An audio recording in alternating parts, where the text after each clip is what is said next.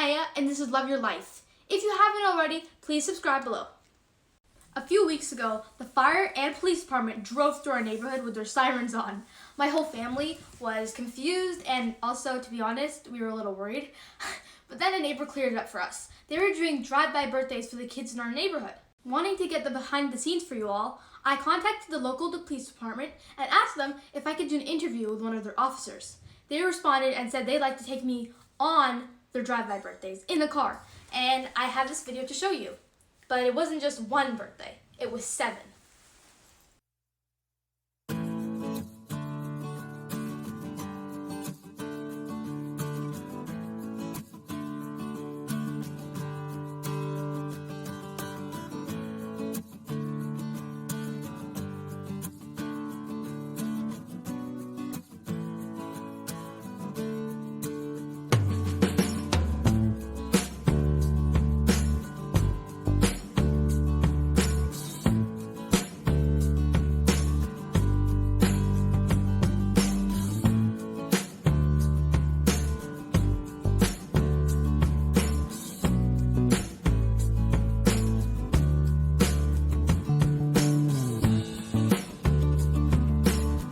I wanted to thank Officer Quat for his time and effort driving me around to all those birthdays. After that awesome experience, they dropped me at home and Officer Rhodes came by a little bit later to answer some questions I had. Hi, I'm here with Officer Rhodes from the Duval Police Department. I'm going to be interviewing him about his drive-by birthdays, which the whole department has been doing. Thanks for taking time out of your schedule for this. No problem. Thank you for inviting me. I appreciate it. Could you tell us a little bit about yourself? Sure. I'm actually from the east side of the state, and I've been with Duval a little bit over 5 years, and right now I'm training one of our new officers. I'm a firearms instructor, and I do our Facebook and social media stuff. Nice. Thanks. How long have you been a police officer? So total I've been a police officer a little bit over 7 years, and then, like I said, I've been with Duval for a little bit over 5 years. Where did you serve first? I first started with Yakima PD, so a little bit different than Duval. Yeah. How did the idea of drive-by birthdays come about? Oh, it's kind of a group effort. There's a couple citizens that had posted something on Facebook, and then with them, along with the police department, the fire department, and then Bebe Cakes, we all kind of came together and decided this might be something nice for us to do for a community, because obviously this year's a little bit different than other years, right? Yeah. Yeah, completely different. How many have you done so far? I'd say we've probably at least done over 50. I don't have an exact count, but I know it's been a lot. Like today, I think we did like 7, and then some days we just have 0, so kind of just depends on the day. How long when did it start, I guess? This started like right after the governor issued his order, so about beginning of April-ish. Okay. Is this something you feel like you'll continue even after the pandemic? I think right now we're probably just gonna end it at the end of May, but it might be something here or there. We might come back up with something.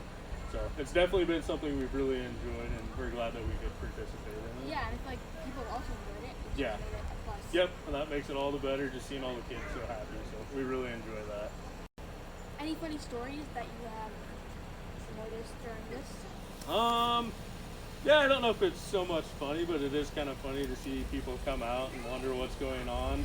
Like, from the beginning, people were more confused, and now everyone is out in their yard waving at us. So I think as time progressed, everyone kind of understands what we're doing. So it's kind of neat to see that even people who aren't having a birthday are out kind of waving at us. Thanks for doing this interview. It's been awesome, and I think that what you've been doing has also helped a lot of people through this time.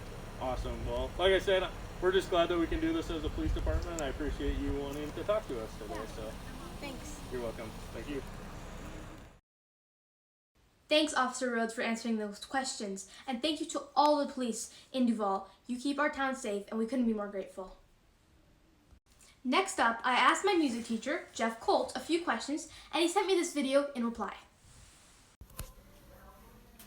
Hello, my name is Jeff, and I'm answering some interview questions that were put to me by Aya, one of my favorite music students, and would like to answer those questions for you. First question is, how has music helped me cope in these difficult times?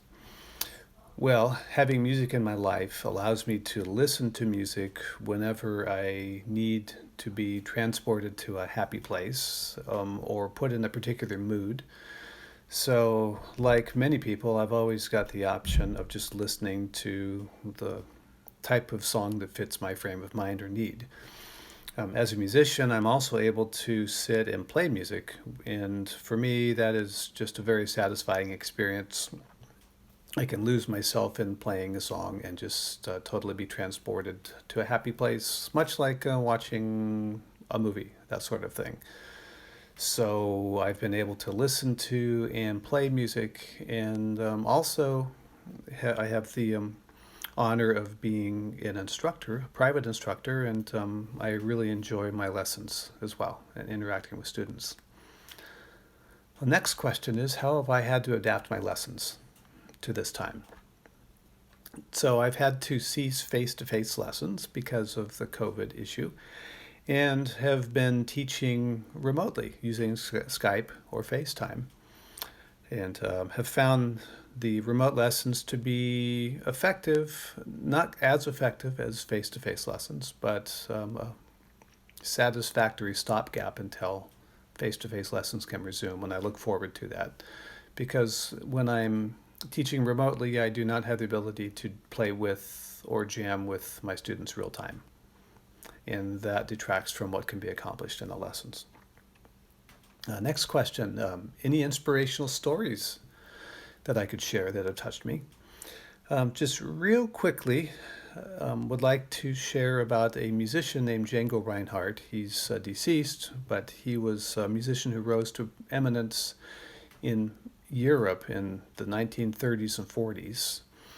He grew up as a gypsy, could not read or write, and as a teenager suffered a severe accident which rendered several fingers on his left hand inoperable. So he was only able to play guitar with his thumb and his middle and his ring finger.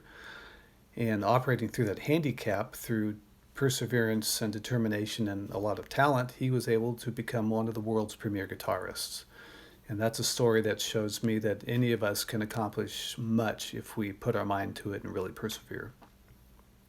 My favorite piece of music to play, the last question. I don't have one favorite piece, but have had many over the years as I've gone through the process of learning different songs. I'm currently enamored with two songs. One is called All the Things You Are, which is a jazz tune. It's very harmonically complex and rich. And another is a Brazilian choro tune that I've been playing called Doce de Coco. And I would encourage you to go listen to either of those on YouTube. And you'll see that they're both very beautiful tunes. So thank you, Aya, for asking me to contribute this interview, and I hope that it does well for you, and I'm honored that you would ask. Have a good day. Thanks, Jeff. You're my favorite music teacher, too. I'm looking forward to listening to the music recommendations. Thanks for tuning in, everybody. I hope you enjoyed this episode because it was so fun to make. Last but not least, I'd like to congratulate all the Muslims on completing Ramadan, and I wanted to wish you a happy Eid. See you next week.